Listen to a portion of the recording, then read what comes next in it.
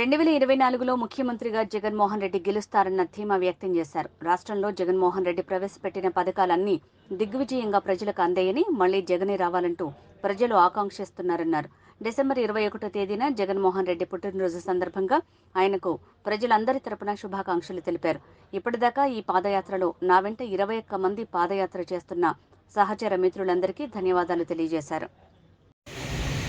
మళ్ళీ జగన్మోహన్ రెడ్డి గారు ముఖ్యమంత్రి కావాలని ఒక సంకల్పంతో జై హో జగన్ యాత్ర పేరిట మరి విజయనగరం జిల్లా స్థానిక సంస్థల ఎమ్మెల్సీ అయిన నేను ఇందుకు రఘురాజు మా స్వగ్రామైన కొట్టవరం నుంచి మరి తిరుమలకి సుమారు 720 కిలోమీటర్లు 43 రోజుల పాటు పాదయాత్ర చేసి ఆ కలియుగ ఆరాధ్య దైవం శ్రీ వెంకటేశ్వర స్వామిని దర్శించుకొని ఈ రాష్ట్ర ప్రజల్ని తన సొంత కుటుంబ సభ్యులుగా చూసుకుంటున్న జగన్మోహన్ రెడ్డి గారు మళ్ళీ ముఖ్యమంత్రి కావాలి, ఆయన ముఖ్యమంత్రి అయితేనే ఈ రాష్ట్రంలో సంక్షేమ పరిపాలన అభివృద్ధి కార్యక్రమాలు జరుగుతాయని బలంగా నమ్మి మరి ఈరోజు మా మిత్రులందరితో కూడా కలిపి సుమారు 21 మంది నాతో పాటు పాదయాత్ర చేయడం జరిగింది.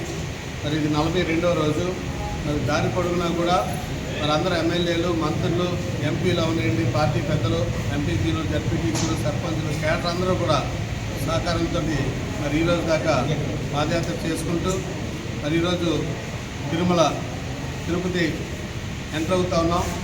మరి ఈరోజు మన స్థానికంగా ఉన్న మన మంత్రి గారు రోజా మేడం గారు కూడా ఇప్పుడే తిరుమల దర్శనం చేసుకొని మరి మాకు స్వాగతం పలికి మమ్మల్ని అభినందించి మరి మాతో పాటు కొంత సమయం నడిచినందుకు మరి మా అందరి తరఫున మరి జగన్మోహన్ రెడ్డి గారి కార్యకర్తలు అందరి తరఫున కూడా ఆవిడని ప్రత్యేకంగా అభినందించుకుంటూ మరి ఈరోజు జగన్మోహన్ రెడ్డి గారి లాంటి మనసున్న నాయకుడిని నా రాజకీయ చరిత్రలో ఎప్పుడూ చూడలేదు. గత 20 సంవత్సరాల నుంచి కూడా రాజకీయాల్లో ఉండి వివిధ హోదాల్లో పనిచేసి మరి ఎంతోమంది ముఖ్యమంత్రిని చూసాం, ఎన్నో రాష్ట్రాలు ముఖ్యమంత్రులను చూసాం.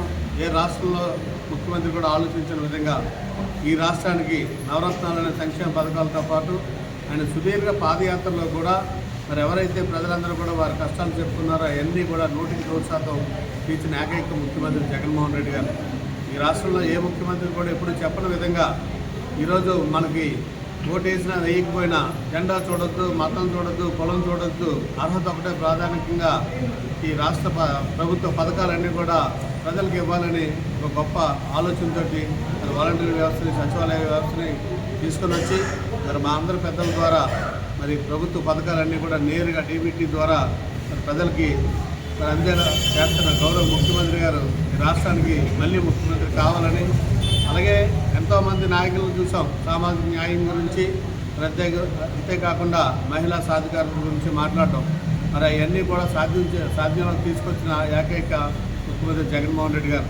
సుమారు 56 కార్పొరేషన్లు మరి ఏర్పాటు చేసి మరి అందరికీ కూడా అన్ని కులాల వారికి కూడా సముచిత స్థానం ఇచ్చి అందరికీ కూడా మరి డైరెక్టర్ పోస్టు, చైర్మన్ పోస్టు ఇచ్చి వాళ్ళందరినీ కూడా సమాజంలో ముందుకు తీసుకుని వచ్చి, అంతేకాకుండా మరి మహిళా సాధికారతలో మరి రాజ్యాంగపరమైన మరి పదవులన్నీ కూడా మహిళలు కట్టబెట్టి మరి స్థానిక సంస్థల్లో 50% రిజర్వేషన్స్ పెట్టడం అయితే అవునాయండి.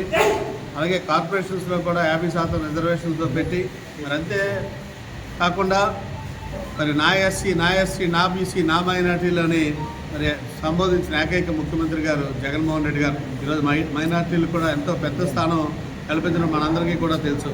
మరి వీటితో పాటు ఈ రాష్ట్రం ముందుకు వెళ్ళాలన్నా, పేద ప్రజలందరూ కూడా సంతోషంగా ఉండాలన్నా, అవ్వాతాతలు అవనండి, మరి చిన్నపిల్లలు బడికెళ్ళే పిల్లలు అయితే అవనండి, మహిళలు అయితే అవనండి, రైతన్నులు అయితే అవనండి, ప్రతి ఒక్కరు ఈరోజు రాష్ట్రంలో సంతోషంగా కనిపించారు. నాకు ఎన్నో సమావేశాలకు వెళ్తాం, ఎన్నో మీటింగులకి, ఫంక్షన్స్కి వెళ్ళినప్పుడు ప్రజలందరూ కూడా సంతోషంగా ఉన్నారు.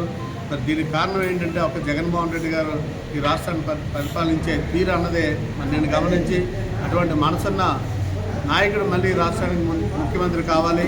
ఎందుకంటే ప్రజలకు సేవ చేయడం కోసం అధికారం అనే ఆలోచించే జగన్మోహన్ రెడ్డి గారు. మరి మిగిలిన ప్రతిపక్షాలు అయితే అవనండి, వారందరూ కూడా అధికారం కోసం జగన్మోహన్ రెడ్డి గారిని ఓడించడానికి ప్రయత్నం చేస్తున్నారు. కానీ జగన్మోహన్ రెడ్డి గారు అధికారం ఉంటే ప్రజలకు సేవ చేయాలని ఒక ఆలోచనతో ఉన్నారు. కాబట్టి మళ్ళీ జగన్మోహన్ రెడ్డి గారే ముఖ్యమంత్రి కావాలని కోరుకుంటూ, అంతేకాకుండా భారతదేశ చరిత్రలో ఎన్నడూ లేని విధంగా ఒక ముఖ్యమంత్రి స్థాయిలో ఈ రాష్ట్రంలోని ప్రజలందరి దగ్గరికి శాసనసభ్యులు పంపించి గడప గడపని కార్యక్రమం చేసి మరి మీకు ఈ పథకాలు ఇచ్చాము, ఇంకా మీకేం కావాలని అడిగిన ఏకైక ముఖ్యమంత్రి జగన్మోహన్ రెడ్డి గారు. మరి ఆయనకి ఎంతో నమ్మకం ఉండి ఈ రాష్ట్ర ప్రజలందరికీ ఇచ్చిన హామీలన్నీ కూడా నెరవేర్చాను. అని ఒక నమ్మకంతో నేను మంచి చేశానని మీరు నమ్మితేనే నాకు ఓటేయండి లేకపోతే వేయొద్దని చెప్పిన ఏకైక మరి ముఖ్యమంత్రి జగన్మోహన్ రెడ్డి గారు. అటువంటి గొప్ప నాయకుడు, మనసున్న నాయకుడు. మరి స్వర్గీయ రాజశేఖర రెడ్డి గారు ఆ రోజు సంక్షేమ పరిపాలన మనం చూసిన తర్వాత ఈరోజు జగన్మోహన్ రెడ్డి గారు అంతకు 10ంతల సంక్షేమ పరిపాలన చేస్తున్న జగన్మోహన్ రెడ్డి గారు వెంట మీ అందరూ ఉన్నాం. ఖచ్చితంగా ప్రజలందరూ ఆశీస్సులు జగన్మోహన్ రెడ్డి గారికి ఉన్నాయి.